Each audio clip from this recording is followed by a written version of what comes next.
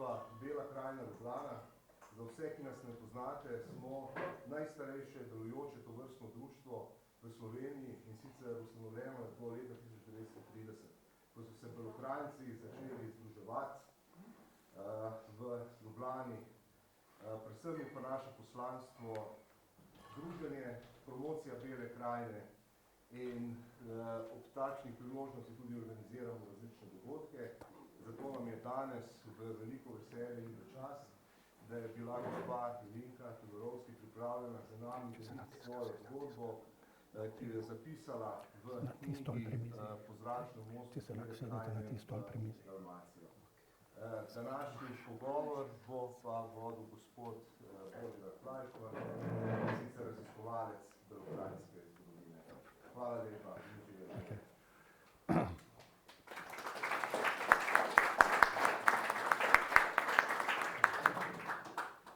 Torej, lep pozdrav z moje strani.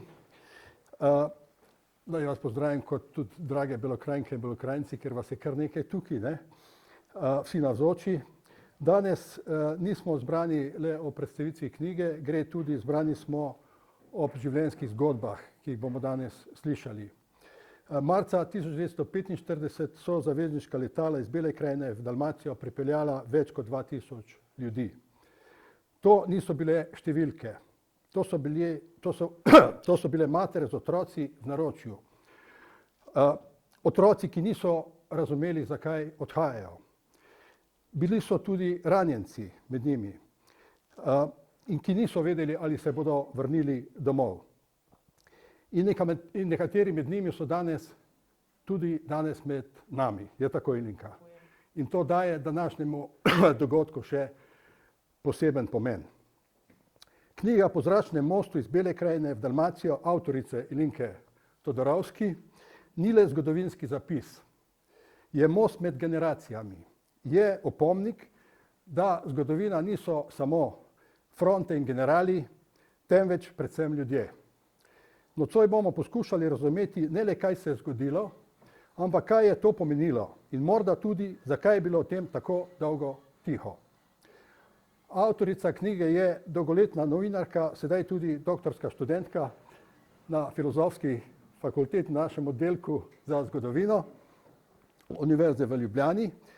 Knjiga, ki jo danes predstavljena, je že dopolnjen ponatis, obsega 256 strani, zelo zajetna knjiga, vsebuje bogato slikovno gradivo, arhivske dokumente, med njimi tudi seznam vseh evakuiranih, oziroma je malo pomanjkljiv, ne, in pričevanja evakuirancev. Izdal in založil pa je Vojaški muzej Slovenske vojske, ki spada pod Ministrstvo za obrambo.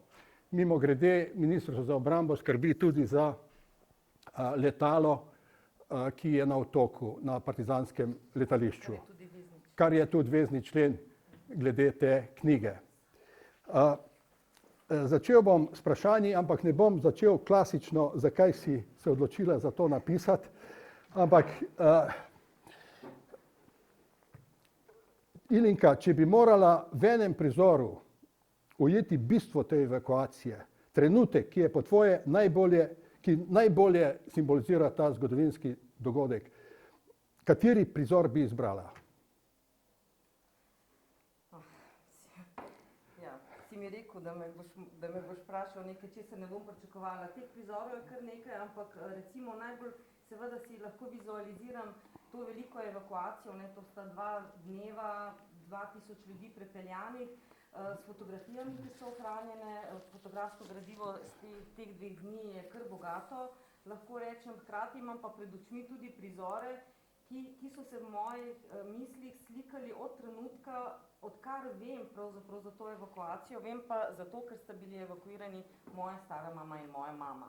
In jaz sem si vedno to predstavljala, ko je moja stara mama razlagala in pol sem vzela plavi ruzaček, pa sem dala noter gomilce, za ti gomilce zmeraj prav pridejo, potem pa še danico tak vzela in jaz si to živo predstavljam, tiste ženske z rutami, ki z otroki v naročje vstopajo v avion in pol sem se fotografijo pregledala z povečevalnim steklom, če bi mogoče kje prepoznala, pač ni odve, seveda jih nisem, ampak to je tisti prizor, se pravi, nenadoma pride sporočilo iz teh odborov Osvobodilne fronte, pripravite se, od jutri gredo lahko nemočni na varno v Dalmacijo.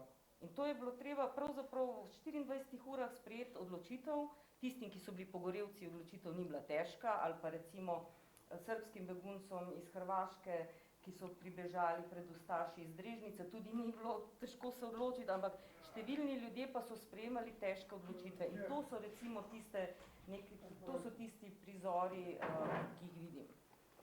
No, dajva skušajmo zdaj nekako pojasniti ta zgodovinski, politični in recimo čisto človeški kontekst tega. Zakaj in kako je prišlo do odločitve o evakuaciji iz Bele krajine? Vemo, da je bila svobodno ozemlje, ne, da je tu bila, kot pravi Vitomil Zupan piše, poskusna država, ne, in da so bili, oziroma institucije nove države so tu nastajale. Kako to, da je prišlo do odločitve za evakuacijo, v kakšnem kontekstu je to bilo? Treba si predstavljati zdaj to območje, v katerem mrgoli, se pravi, poleg seveda domačinov, mrgoli še predstavnikov novih oblasti, tujih diplomatov, različnih ljudi zaposlenih v različnih partizanskih delavnicah, beguncev od vse posod. Iz Hrvaške, teh srbskih beguncev je bilo okrog 700 ali pa mogoče 1000 po nekaterih podatkih. Bilo je ogromno lačnih ust in bilo je ogromno civilistov. Hkrati so obveščevalni podatki govorili o tem, da se lahko zgodi neka velika vojaška akcija, v kateri bi sodelovale vojske, ki bodo ubežale, ker se je pričakovalo nekako, da bi se utegnili zgoditi ti sklepni spopadi, da bodo pripadniki različnih vojsk prodirali proti severu in da se bodo neki sklepni boji dogajali prav na območju Bele krajine.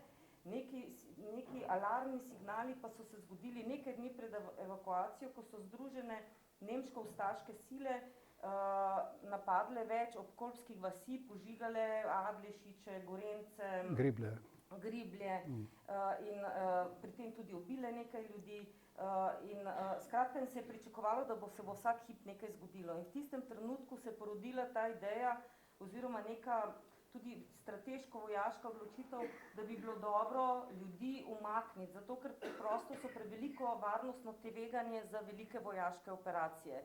Zdaj seveda potem so se stvari odvijale precej še vedno zagonetno, kako so te informacije potovale iz glavnega štaba Slovenske partizanske vojske do jugoslovanskega partizanskega vodstva, se pravi od Kvedra do Tita, preko nekih posrednikov, kako je to Tito prenesel naprej. Ohranile pa so se depeše v muzeju v Londonu in so tudi pač precej podrobno opisane v tej knjigi, ki kažejo, da je prva informacija do zaveznikov prišla na način, da je britanski vojaški predstavnik Maclean, se pravi v tej misiji, sporočil naprej, Tito nas je prosil, da poskrbimo za civiliste. In Tito nikoli ne prosi in če prosi, dajmo pomagati. In tako je potem zadeva. Ampak to je bila, Titova beseda je imela veliko težo, ne? Ampak ti tudi pišeš v knjigi, da so bile kontradiktorne informacije. Kvedar je sporočal eno, Kidrič je bil vpleten v to zadevo, ne? In da je bilo celo informacija, zakaj delajo paniko in da ni treba in tako. Kako je bilo s tem? Če bi opisovala vse podrobnosti... No, ni treba podrobnosti, grobe. Nekako gre zadeva takole.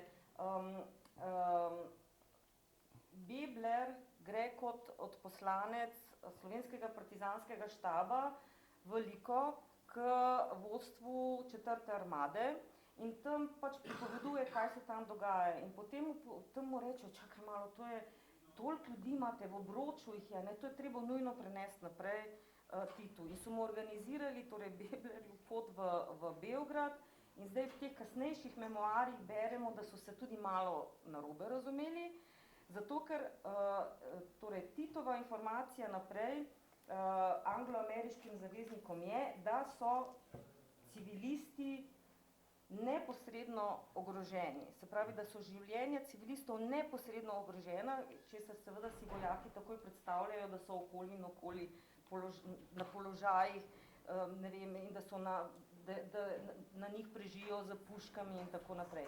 In v resnici ni bila situacija takšna. Pričakovanje je bilo, da se bo zgodilo. In potem, seveda, mi smo v Beli krajini so takrat delovali tudi vojaški, obveščevalni, diplomatski predstavniki in ko je ta informacija prišla do britanskega predstavnika v Beli krajini, v tej misiji se reklo Flotsam, on odgovori, čakajte malo, ne, saj tu se nič ne dogaja, ne. On je reče, ne, daj nam, napiši številko, koliko je ranjenih, koliko jih moramo zdaj rešiti z obroča. No, reče, se ni obroča. In potem gre pač iz Beograda depeša Kvedru, ki reče, pa kaj zdaj govorite, da ni? In on reče, jaz nič ne govorim, to govori iz britanske misije. In skratka, vse to se je ohranilo. Neka precejšnja zmešnjava, ampak takrat je že zadeva stekla in takrat je že torej ta Balkan Air Forces z sedežem na jugu Italije so že, se pravi v tem poveljstvu, so že raziskali, kdo bi lahko v tej akciji sodeloval in so angažirali ameriške pilote z Dakotami. Se pravi, Britanci organizirajo, izvajajo pa Američani. In to dajo na voljo 12 Dakot, ki so takrat izjemno dragocene za druge torej, operacije, vojaške, torej humanitarne tudi in za prevažanje pomoči, tudi za, skratka, to je seveda transportno letalo, ne, ampak ne glede na to je potrebno na vseh drugih koncih in krajih, ampak so jih vseh 12 dali in so te Dakote so 2 dni, torej 25. in 26. marca 1945, dobesedno od jutra do mraka vzletale in pristajale in torej vozile iz partizanskega letališča v Beli krajini na partizansko letališče v takrat že osvobojeni Dalmaciji Zemunik, torej civiliste, v drugo smer pa vojaško opremo. Bomo šli zdaj na te posamezne usode. Mogoče še dobro omeniti, da ti obravnavaš izključno to evakuacijo v teh 2 dneh. Ne? Bilo je pa mnogo letov, še recimo v Italijo, v Bari. Ta tvoja zgodba popisuje to enkratno akcijo, ne? Prevoza čez 2000 ljudi recimo na varno, ne? Ker se je pričakovalo ta zgodba, da bojo se umikali skozi Belo krajino. Ne? Mislim, ta operacija je bila dolga leta praktično skrita, nekako v tej poplavi podatkov. Zakaj, misliš? Moja razlaga je ta, da je bila to zgodba s srečnim koncem. Nikomur se ni nič zgodilo, vojaških operacij, pred katerimi so jih torej odpeljali na varno, potem tudi ni bilo. In oči javnosti in seveda političnega vrha in tudi propagandnega aparata so bile po osvoboditvi uprte povsem drugam, v status Trsta, v vzpostavljanje novih oblasti. In takrat pač se nihče več s tem ni ukvarjal. Kaj tistih 2000 nekih civilistov, enih mam, otrok, ki so v bistvu so na varnem, na toplem, na morju, s tem se nihče ni ukvarjal resneje, pozneje pa zgodovinopisje, vsaj tako jaz vidim, se pravi, mislim, da so slovenski zgodovinarji po drugi svetovni vojni res naredili orjaško delo z popisom samih vojaškega udejstvovanja, se pravi akcij, ampak to je zgodovina, ta velika zgodovina s številkami, statistiko, kartami in tako naprej, ni pa se ukvarjala za posameznimi usodami. In če bomo pogledali recimo te materiale, recimo iz tistega časa, govorijo tako dokaj nedoločno, ne, da s partizanskih letališč v Beli krajini so odvažali na stotine ljudi na varno v Italijo in Dalmacijo in prav tej evakuaciji pravzaprav je v vseh zgodovinskih knjigah, ki sem jih jaz uspela najti, posvečen en in isti stavek, ki so ga v resnici zgodovinarji tudi prepisovali eden od drugega. No, ampak zdaj bi rekli, da zgodovina se v bistvu skriva tudi v posameznih življenjih, ne? In ti si se v bistvu tega v veliki meri lotila, ne? Katera osebna zgodba, ki si jih en kup obravnavala, te je recimo najbolj osebno ganila? moram najprej nesporazum rešiti. Jaz se te zgodbe nisem lotila kot zgodovinarka, tega raziskovanja. Jaz sem se raziskovanja te epizode lotila izključno iz tega razloga, da si razčistim sama pri sebi, kaj se je takrat zgodilo, ker mi stara mama na 1001 vprašanje o tem dogodku ni znala odgovoriti in ker tega nisem našla v nobeni literaturi. In ko sem se tega lotila, nisem niti podrazno pričakovala, da se bo nabralo toliko podatkov. To se mi zdi pač ključno povedati. Potem pa kot človeka me pa potem vsaka naslednja zgodba, mislim, meni je šlo pri številnih teh pripovedih, s katerimi sem se srečala, bodi si pač v neki pisni literaturi, bodi si neposredno v kontaktu z nekdanjimi evakuiranci ali pa njihovimi potomci, res veliko teh zgodb se mi je dotaknilo, zato ker pač mene zanimajo ljudje, se pravi usode malega človeka. Ne vem, posebej, recimo strašno se mi je vtisnilo spomin pripovedovanje Brodaričev iz Gribelj, Jugovih, mislim, da sem prav rekla, po domače, recimo, ki so bili pogorelci in so v tej, recimo v tisti ustaško-nemški operaciji obstreljevanja so tudi izgubili svojega 13-letnega brata in kako so tej hčerki Ani, ki ni imela nič ni imela. In potem so ji eni znanci sešili oblekico, zato da je sploh imela biti v čem oblečena in so jo oblekli in so ji zašili to oblekico iz edinega blaga, ki je bilo takrat na voljo, to je bila italijanska zastava. To je takšen drobec, ki se me je res dotaknil. Ali pa recimo pripoved o Inki Pišot, ki je v bistvu živela za svojim manj kot enoletnim otrokom, sinom Vašom, v centru Črnomlja v času, ko je Črnomelj bil bombardiran. In ko je v sosednji hiši, ko so nemške bombe zdrobile hišo in pokopale pod seboj celo družino, mamo, otroke. In zdaj si poskušam predstavljati ta smrtni strah, ki ga doživiš pri tem in kako je potem bil videti ta beg iz tega Črnomlja v sosednjo vas in kako so jih žvabovi v Dolenji vasi recimo vzeli pod streho. In to so recimo te neki drobci, no? Ali pa recimo, kaj vse se je vtisnilo v spomin nekim otrokom, ki so takrat bili, ne?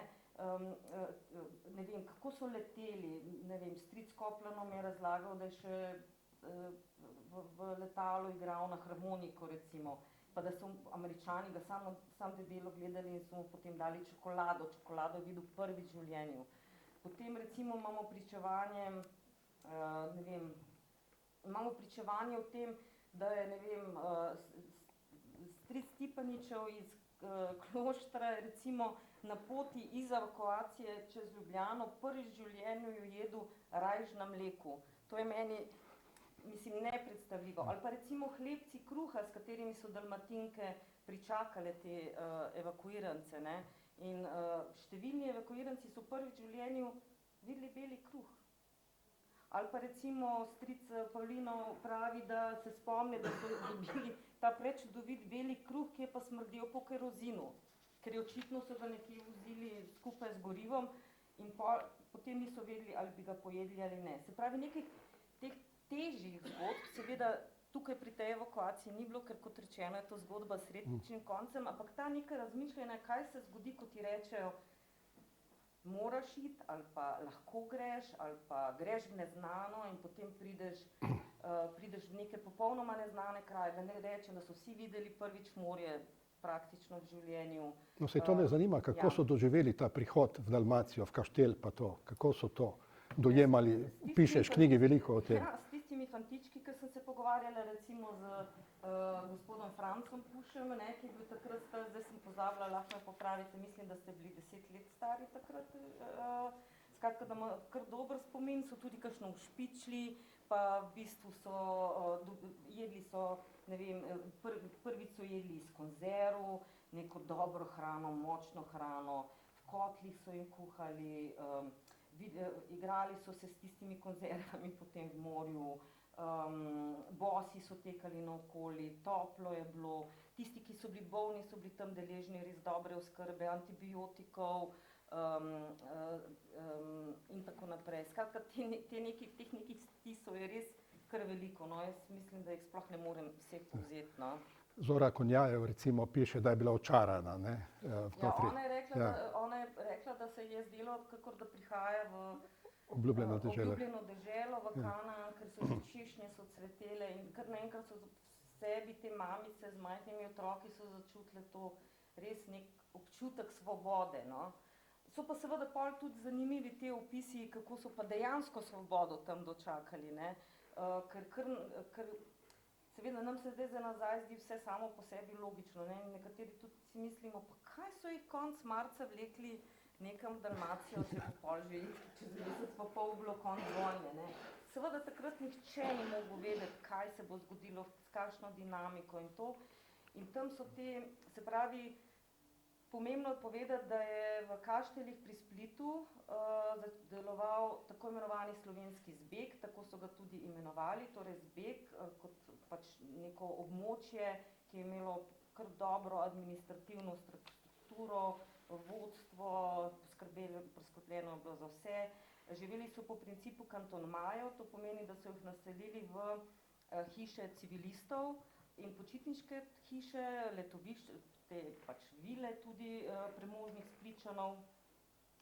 In potem so skratka tam živeli in seveda je bilo za njih zelo dobro poskrbljeno in tam je bil tudi nek red, dobivali so tudi vse informacije, peljali so jih tudi mahati recimo ruski delegaciji ob cesto, ki je potem ni bilo, ampak si je tam Mima Satoškova zapomnila, da je videla prvi v življenju asfalt in da se tisti asfalt svetil po srebro, recimo.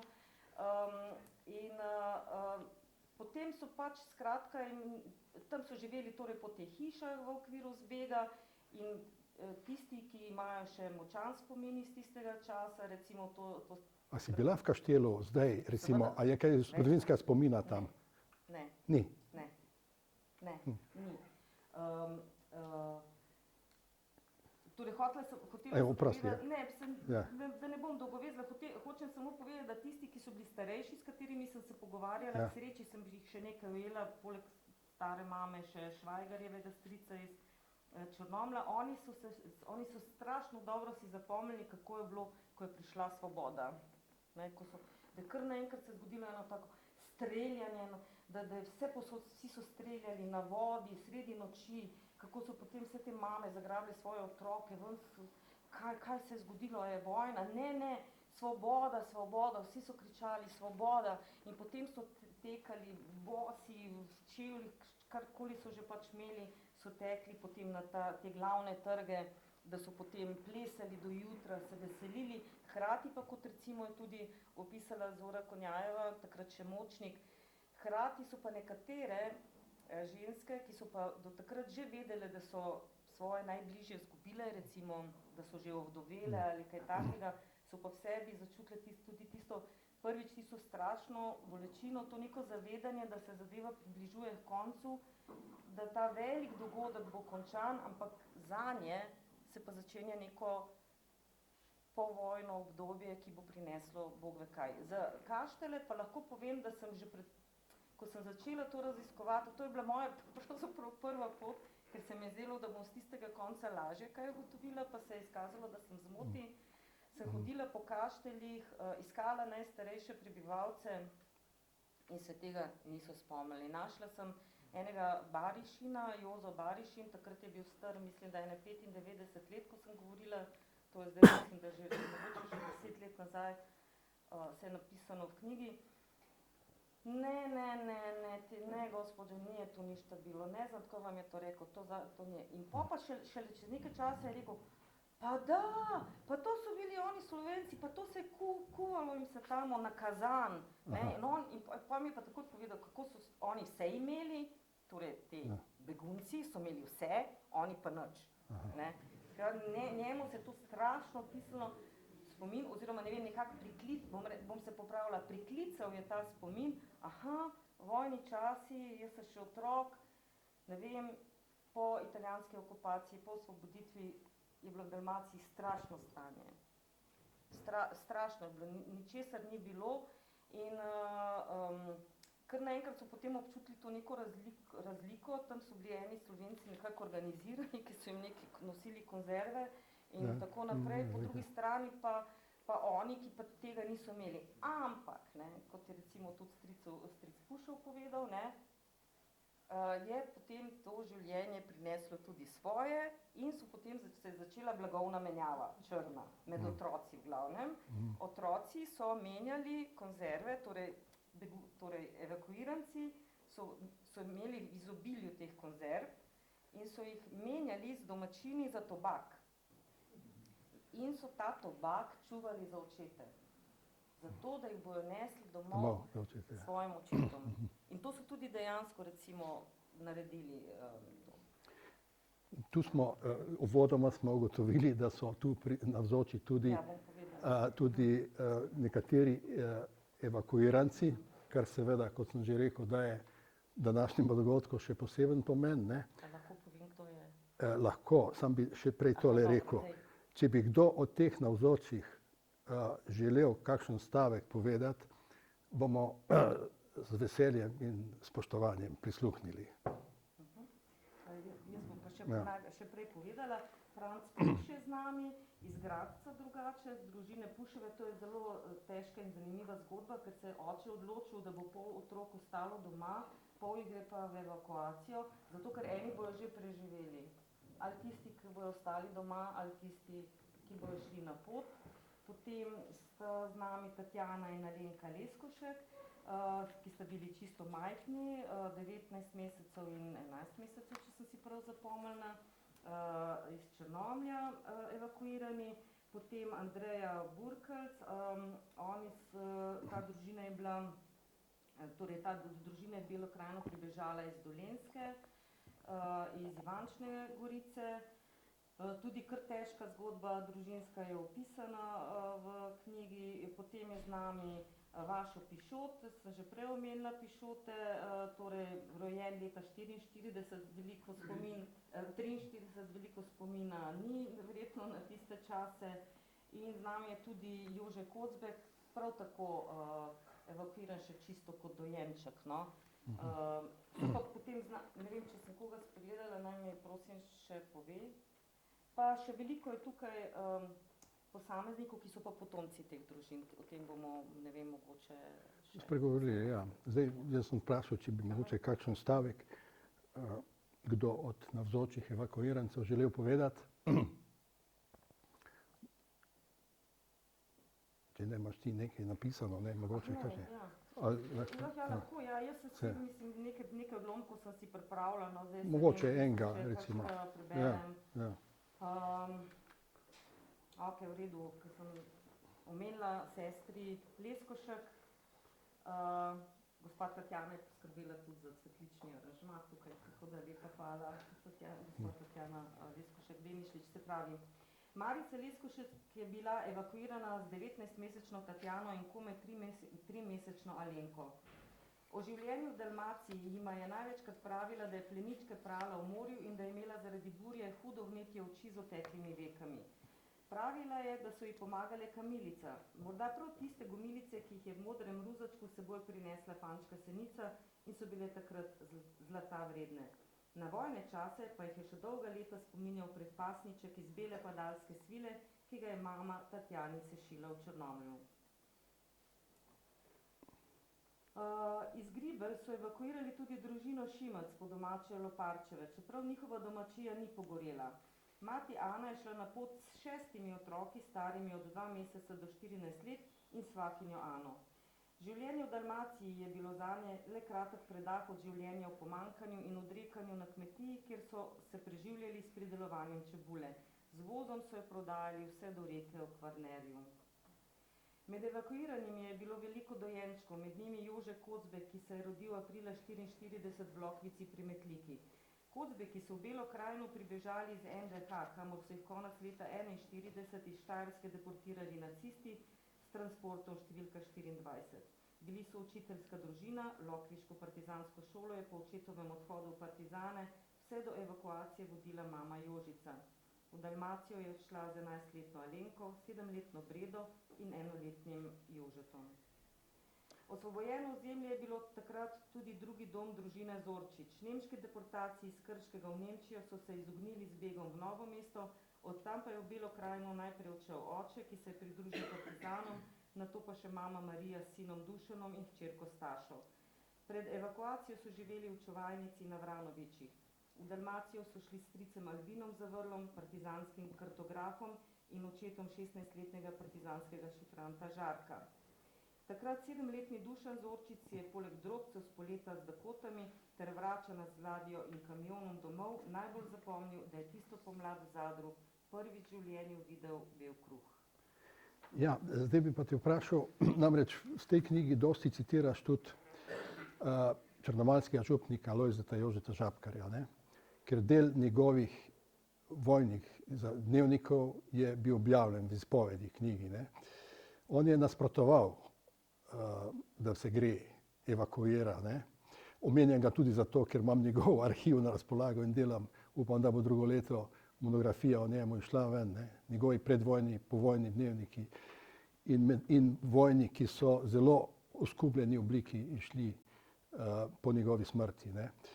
Kako si to razlagaš? Pa ne bi rekla, da je nasprotoval, bolj bi rekla, da tega ni razumel. Da je v bistvu rekel, pa kaj jim zdaj je, da vsi nekam odhajajo. Podobno je tudi zapisal v svoj vojni dnevnik črnomaljski uradnik, ki je tudi fotografiral veliko takrat Ivan Pirnat, tudi njegovi dnevniški zapiski so zelo dragoceni. Vsi pravijo, to beganje zaradi te Dalmacije, to je res zdaj nekaj strašnega, vsi bi šli. To zlasti recimo funkcionarji takratni, ne? Kar naenkrat so se začeli delati seznami, to imam tudi v knjigi, recimo teh ljudi iz različnih komisij SNOS-a, ki so kar naenkrat vsi hoteli, vse njihove žene, vsi njihovi otroci, tudi oni sami bi šli na varno, ne? Bi se umaknili. In potem recimo v Pirnatovi družini je tudi napisal, žena si je že dobila izgrivelj, je dobila suho meso, da ga bo vzela s sabo. Pa nekaj niso šli, ker so ustavili evakuacijo po 2 dnevih. In mislim, da tudi to župnikov zapis, Žabkarjev zapisi tudi razlagam na takšen način, ne? Da je kar naenkrat je nekaj vrvelo in pravzaprav nihče čisto točno ni vedel, a se dela neka panika, nek preplah ali ne. In dejansko pa tudi vemo iz potem kasnejše kronologije dogodkov, da se je takšen preplah zgodil še enkrat, ne? Ko se je v bistvu tam nekje konec aprila pričakovalo pa dejanski vdor sil, torej predvsem nemških sil v Belo krajino, ki se potem tudi ni zgodil in se je na stotine ljudi z vozovi, peš in tako naprej odpravilo v Stari trg ob Kolpi. Izkušnje so imeli slabe, ne? Ker recimo po italijanski kapitulaciji je bilo kar nekaj vdorov v Belo krajino. Ti si omenila tistega marca Vadlešiče Grible, ne? Bilo je pa recimo julija 1944 je bil grozovit vdor v Belo krajino, ne? Ker so posiljevali, požigali, pobijali, Metlika je na pol zgorela, 40 hiš družin je ostalo brez vsega. Ubiti ljudje so bili in tako naprej. Fotografije so in debel arhiv je, ker je komisija SNOS-a podrobno ta primer raziskala. Ne. To so skupaj so šli Ustaši, Nemci, Čerkezi, Kozaki, domobranci, vse je to navalilo takrat. Ne. In seveda vse to, ta strah je bil po neki strani je bil pravičen. Ne. No, se tudi recimo, kar naprej so bili te neke, recimo v tistem času, ki si mi težko predstavljamo, so bili tudi kar naprej neki alarmi, ne? In recimo nekaj dni pred tem so recimo Nemci uspeli zrušiti britanski bombnik, ne? Pri Suhorju. In je potem so tudi, skratka, je bil preplah in večkrat so torej bile te neke preplah in recimo ravno Pirnat, ne, ki ima take zelo življenjske opise, on pravi, danes po noči smo spet zakopavali stvari, ne. Naš arhiv smo zakopali na vrtu, da ne bi skratka pri vdoru se kaj s tem zgodilo, ne. Ljudje so enostavno niso vedeli, čutili so, da se nekaj dogaja po tem nekem navideznem miru na osvobojenem ozemlju, ne, se kar naenkrat začelo res zopet veliko dogajati. No, ki si omenila to letalo pri Suhorju, ne, ki je posledično je zdaj to slovensko-britansko prijateljstvo, ne. Še eno letalo se je zrušilo pri Preloki, pa ni raziskano še do konca, ne. Ampak tu bi bilo mogoče dobro povedati, da niso samo zavezniki pomagali nam, tudi mi smo njim pomagali, partizani, ne. To je bilo obojestransko, ne, reševali pilote, mogoče se preveč poudarja to, oni so nam pomagali, tudi mi smo pomagali, zdaj smo bili skup zavezniki v isti zgodbi, ne. Mislim, da Ne? beseda zavezništvo govori ravno Ja. o tem, ne, da gre v obe smeri. Mislim, da tukaj je pač zelo pomembna bila ta neka odločitev torej o sodelovanju, ne, anglo-ameriških sil z pač partizanskimi silami, ki se je tudi do precejšnji meri pač spremenilo to neko ravnovesje, ampak v trenutku, ko je postalo to zavezništvo, je pa natanko to, ne, za vzpostavitvijo partizanskih letališč se je omogočila so se omogočile tudi druge akcije. Poznamo to, torej reševalno akcijo, ki je danes najbolj znana pod imenom Vranov let, ne? Ko so iz Ožbolta na Štajerskem rešili torej vojne ujetnike in potem partizani jih spremili res skozi pač na peš poti čez celo Slovenijo, okupirano, takrat pod nemško okupacijo, in so jih navarno pripeljali v Belo krajino in od tam potem do torej partizanskih letališč in od tam so potem tudi poleteli navarno v Italijo. Ja. Seveda in obveščevalni podatki so seveda se izmenjevali in tako naprej. Absolutno, ne. Jaz mislim, da je to šlo v obe smeri. Tako si jaz tudi predstavljam, da zavezništva naj bi bila. Ja. A se ti zdi, da ta zgodba o zračnem mostu danes dobiva nek nov pomen? Imamo spet vojne, imamo krize, imamo begunce, imamo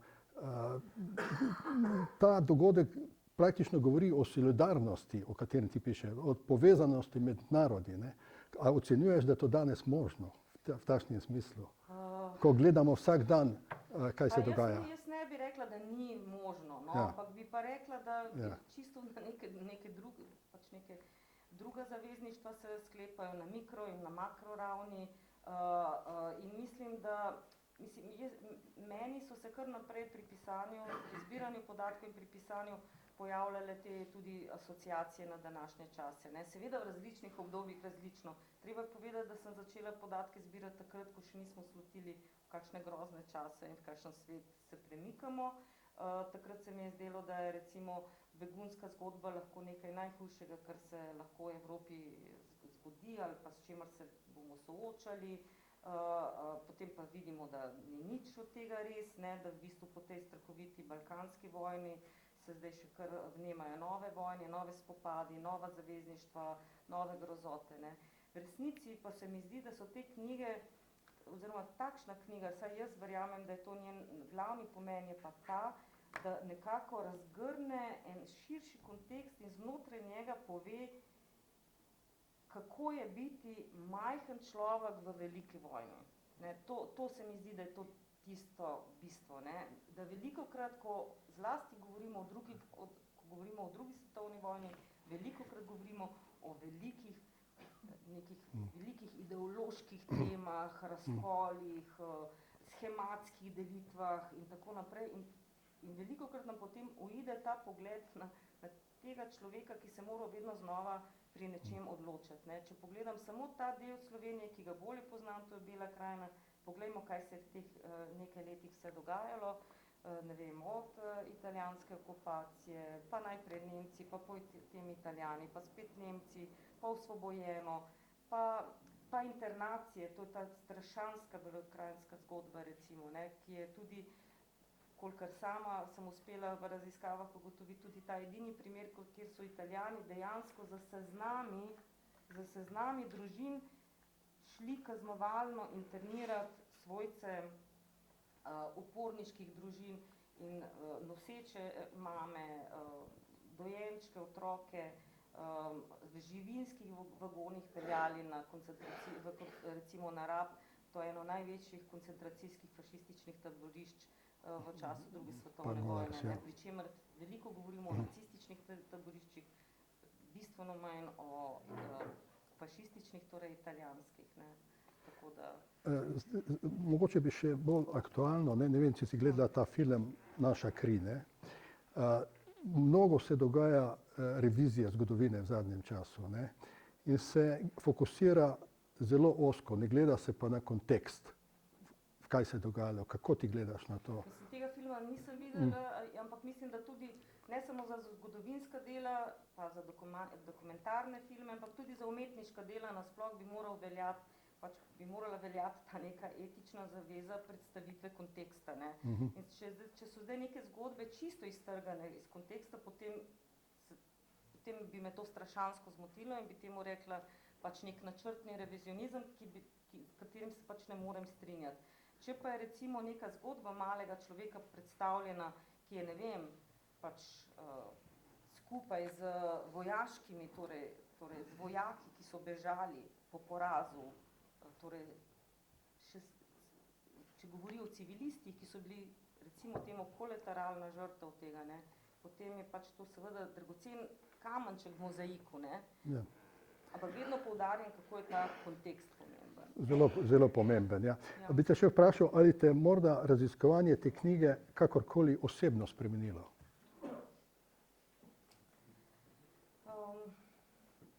Mislim, jaz sem z njo zapolnila, kot se reče, vrzel v družinski zgodovini, jaz zdaj v bistvu vsem, kaj se je pri nas doma dogajalo, tako da to mi je predragoceno. Hkrati, predvsem sem veliko se naučila o tem, bolje razumem recimo doživljanje človeka teh vojnih grozot, se pravi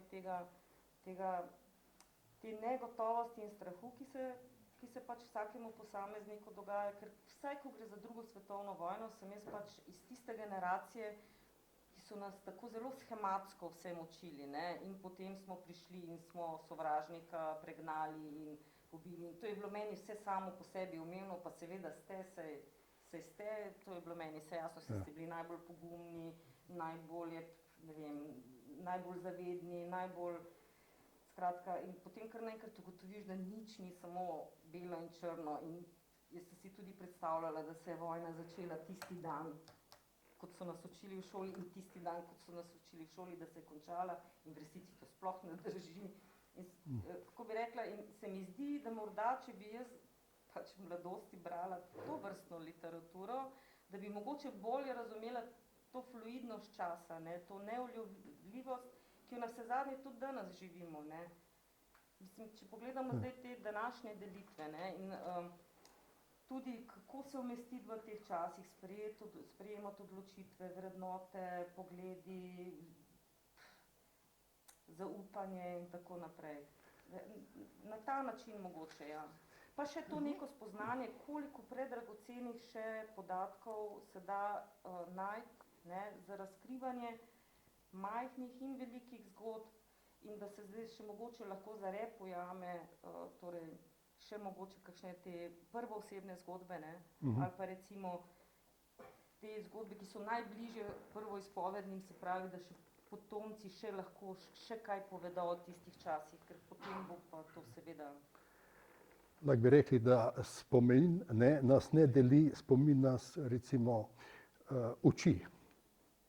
Ampak smo slabi učenci, ne? Ja, s spominom je spet tako, sploh recimo, ko gremo, če recimo pogledamo ta zgodovinski revizionizem, ki se dogaja na vseh področjih, ne samo v povezavi z recimo drugo svetovno vojno, ne vem, se velikokrat srečujemo tudi s temi tendencami, da se nam vsiljuje, kateri spomin, česa naj se spominjamo in česa naj se ne spominjamo, in kateri spomini so bolj pomembni ali pa manj pomembni, ali pa česa se ne smemo spominjati, tako da v bistvu vse se ni treba daleč preseliti, recimo, pa 10 let nazaj. Se ne bomo podrobneje spuščali, bi te še vprašal, pa bi mogoče, če bi kdo kaj vprašal, ne, kakšni so tvoji načrti zdaj, katera bo naslednja knjiga ali kako? Moj prvi načrt je, da doktoriram. Lepo, da napišem lepo. doktorat zaradi tega, ker In povej, o čem ga pišeš, ne? okej. Tako da ljudje malo Ja, vejo. Ne? res. Mogoče boš dobila še kakšno dodatno informacijo. Ja, okay. Doktorat pa pišem iz organiziranega upora Slovencev v Zagrebu med letoma 41-45. To je tudi čisto neraziskana tema. Z njo sem se srečevala že, z drobci sem se srečevala že, ko sem bila dopisnica RTV Slovenije iz Zagreba, potem pa kasneje, ko sem urejala in tudi napisala nekaj besedil za veliko knjigo o slovenskih taboriščnikih v Jasenovcu. To je pač prva neka raziskava bila o tem in takrat sem kar naenkrat ugotovila, da je bilo v ustaških taboriščih kar veliko Slovencev in da so bili to vsi po vrsti politični zaporniki in mimogrede med njimi je bilo tudi veliko Belokrancev, ne. Recimo iz Gradaca, iz Metlike so bili, tako da imamo to poimensko zapisano, recimo Šturmov zet, recimo. Pa Štupar, Mlinar. Pa Štupar, Mlinar, Ja. pa Marentič, Tončka iz Gradca in to. Recimo ena taka zelo žalostna zgodba od tam je Školnikova Darinka iz Vinice, ne, recimo je bila zaprta z 2 otrokoma mlajšima od 5 let v Jasenovcu in je sicer dočakala torej osvoboditev, ampak je prišla s tema 2 otrokoma samo do prve vasi in tam pač obležala, ker je zbolela za tifusom in umrla. In si hoče reči, dočakala je padec ustaškega režima in konec tega groznega taborišča ni pa preživela potem naprej. No, skratka, jaz se ukvarjam zdaj z raziskavo torej organiziranega odpora Slovencev v Zagrebu zoper ta režim. Delovalo je pač na več nivojih, recimo delovala je tudi Slovenska osvobodilna fronta, prav tako se je imenovala. Njeni člani so bili tudi zanimivi posamezniki, kot so recimo Dolar pa Gradišnik. Skratka, in ko to odložim, se tistega čisto zares lotim. Pol imam pa seveda še kakšne načrte, ne nujno za knjigo, ampak recimo moja misija je, in tukaj zdaj, če Belokranjci za logistični pritisk, ne, se mi lahko pridružite, res si želim, da bi tem na stotine partizanskim spomenikom, ki jih imamo v Beli krajini, se končno pridružilo, da bi postavili še eno obeležje, ki bi spominjalo na te strašne internacije poleti 42, ker je to je res nepredstavljivo, ne. Več tisoč Belokranjcev je bilo internirano v italijanska taborišča in mislim, da bi si pač spomin na to res strašno dogajanje zaslužilo neko obeležje, že vem, kje bi stalo in kakšno bi bilo in to bom poskušala preko tega Belokranjskega muzejskega društva. No, zdaj se saj tudi zelo pomembna stvar je, da se informacijske table postavlja pri teh spomenikih. V Črnomlju jih je kar že nekaj, ne, Vajs je zelo angažiran tam, ne. V metliški občini nažalost samo ena, vasi Drage, na Gorjanci, kjer so zavezniki pošiljali pomoč, ne, in so recimo vasi Drage, to sem pred kratkim odkril, ne, so pravili Belokranjska Ljubljana, ki je bilo vse zavezniške misije, 450 letalcev in mornarjev se je zbralo iz cele Slovenije, ki so jih poslali na šolanje v Italijo v vasi Drage. To je popolnoma neznane, nepredstavljivo številka za eno tako vas, ne, in so ustaši zavohali, kaj se tam dogaja in so Nemci zbombardirali to vas, zradirali so jo. Ne. Ko si omenil informacijske table, ne samo še povem, da se pravi, povedali smo že, da je to neko skupna točka ali pa skupni imenovalec med založnikom te knjige in torej Dakoto, spominsko muzejsko Dakoto pri otoku Ta, da je ta isti direktorat tudi lastnik te Dakote. In po izidu te knjige smo se odločili in nam je to tudi uspelo, da smo pri Dakoti postavili informacijsko tablo, posebej posvečeno tej veliki evakuaciji. Teh tabel bi treba še več v Beli krajini, recimo ohranjanje 6 bunkerjev v dokaj dobrem stanju pri Metliki, pri Rosalnicah, ker so Italijani gradili obrambno linijo proti NDH. Ne zato, ker bi se bali ustašev, ampak da preprečijo gibanje slovenskih in hrvaških partizanov preko meje. Ne. In to danes je zginilo. Ne. In še najbolj zanimivo, za Ljubljano vemo, da je bila ožičena. Ja. Ožičena je bila Metlika, ožičena je bila Novo mesto, ožičen Črnomelj, ožičen Semič, ožičen Šentjernej 3-krat. O tem ni zgodovinskega spomina več. Ne? In tudi v Ljubljani ni zgodovinskega spomina, da je bila Ljubljana obmejno mesto. Meja med Italijo in Nemčijo je bila pri Savi. Ne? In to so te stvari, ki so danes, ko se tako z orožjem razžla, se nič novega ne rečemo. Ne? Če se pozabi te stvari, se nove vojne začenjajo spet. Ne? Ja. Jaz bi zdaj predlagal, če je kakšno vprašanje. Če ima kdo kakšno vprašanje. Zdaj je prilika. Ne?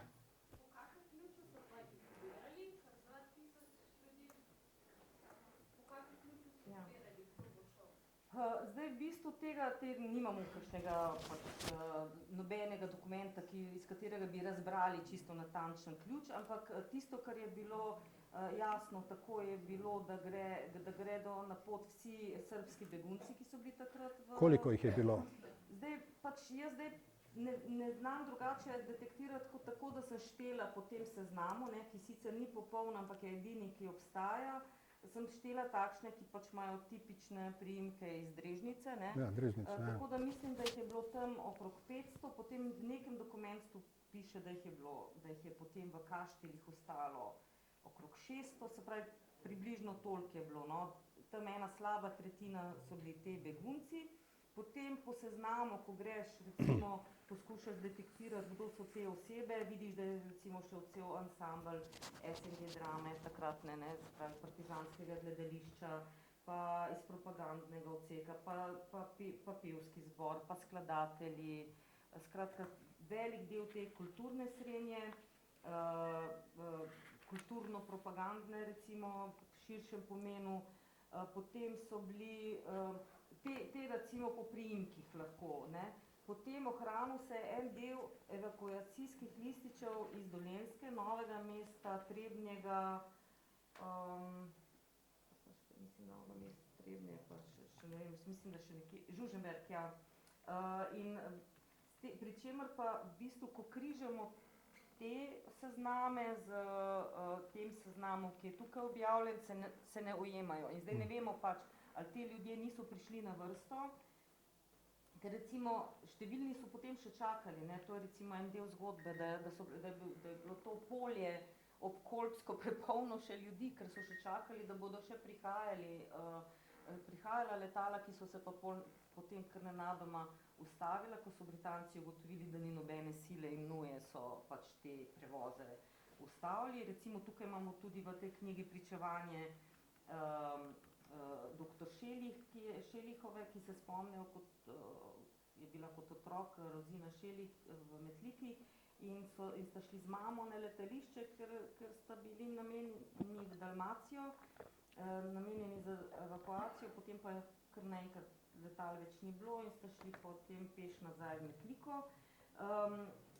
Zdaj, ohranili so se tudi, ohranilo v Metliškem muzeju se je ohranilo recimo to neko obvestilo okrožnega odbora Osvobodilne fronte, kjer piše, sporočite vsem torej prebivalstvu, da je na voljo ta možnost in da morajo se zglasiti do tega in tega dne tam in tam. Zdaj, v bistvu, iz tega bi se razbralo, da je bil to kar tak demokratičen poziv, ne? Da so se torej lahko mame z otroki kar odločile, da gredo. Zdaj, recimo v naši hiši se je kot pričevanje ohranilo, da je pač soseda rekla, lej, mislim, nujno imaš otroka, nujno moraš iti mi, ker imamo otroke, moramo nujno iti, ker je to naša odgovornost, ne. Ampak vemo, da niso šle vse mame z otroki, ne. Tako da vprašanje, kako je to čisto točno šlo. In tudi ne vemo, ne, tudi zaradi tega, ker ne vemo, kdo vse je še čakal. Ne. Vemo pa, da je bilo to, torej to območje okoli Gribelj, Krasinca, da je to bilo vse preplavljeno z ljudmi, ki so čakali, da bodo morda še šli, pa so ostali. Veliko je bilo otrok brez staršev, beguncev iz Bosne, iz Drežnice, ne.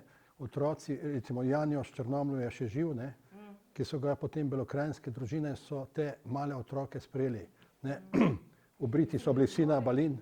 Ja. To je v enem trenutku v Beli krajini toliko teh sirot, ne, iz Hrvaške, teh begunčkov, da so razmišljali, da bi mislim, da v Špeharjih, če so si prav zapomnili, da bi postavili torej večji dom, se je reklo, no, zanje.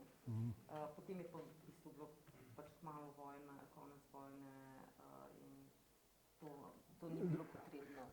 Dva sta živa, en Janjoš, en pa še Radovljic, oba sem intervjuval, ne, s kamero in sta pravila, to sta prišla otroka pobrita in en se je poročil z eno, ki ga takrat ni vedela, ne, ono obrito glavico na kamionu gledala, ne, in ona je bila pa tudi otrok, ne, in čez 20 let, ko sta se poročila, sta obujala te spomine, zelo ganljivo, no.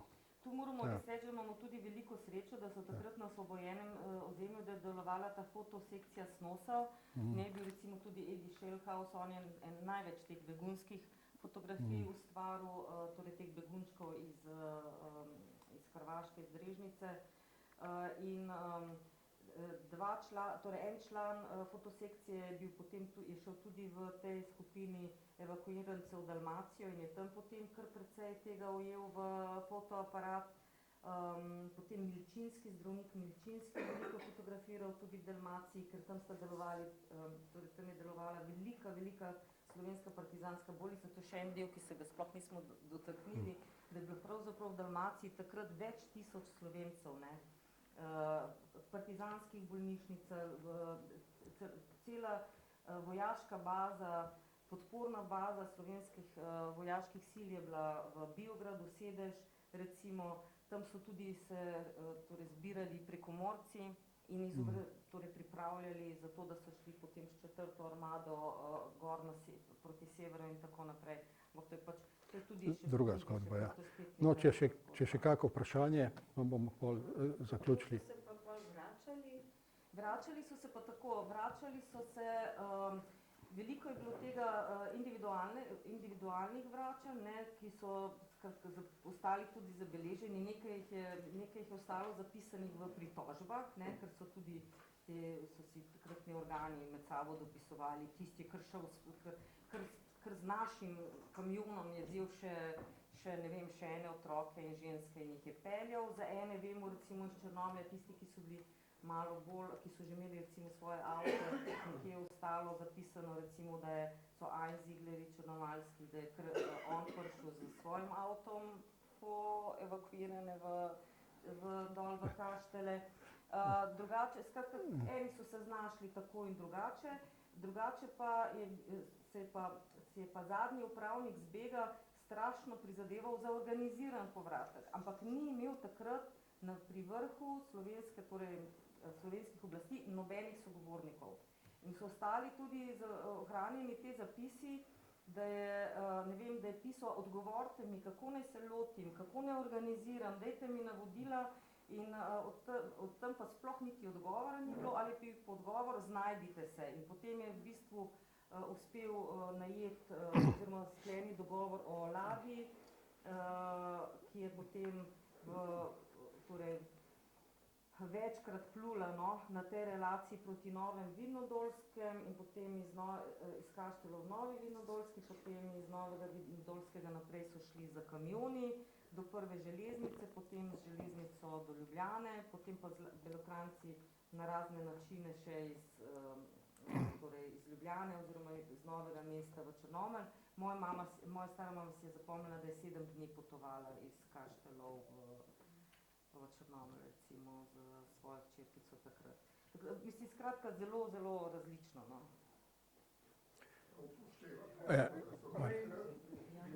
Vojska potem zašelinirana in tako je bilo nekaj časa, niso pustili transporta, potem je pa to organizirano z ladjo, vendar so minolovci morali predtem počistiti morsko. Tako, ja, in tudi, ker so vedeli, tako. Ja, tako je bilo. Bila je skrbina organizacija, samo. Drži. Varnost je bila pomembna vračanja. Ja. Ne čas. Drži tudi, da pač ohranila so se tudi ta pričevanja, kako so pač doživljali kakšen strah, no, takrat na morju, ker je ker so se vsi bali teh min, ker je pač kratek čas pred tem se zgodila neka velika nesreča, ko je ladja nasedla na mino in je bilo ogromno mrtvih, ki se zdaj ne spomnim čisto točno, je pa tudi ta podatek. Še vprašanje.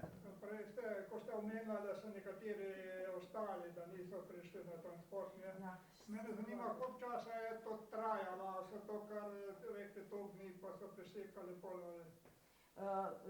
Zdelo se je, da bodo kar vozili, ampak po 2 dnevih so zavezniki rekli, zdaj pa stop, se pravi v tem poveljstvu v Bafa v Bari so rekli, zdaj pa dost, potrebujemo torej te Dakote in ameriške pilote na pomembnejših mestih in sploh situacija ni taka, da bi bilo nujno.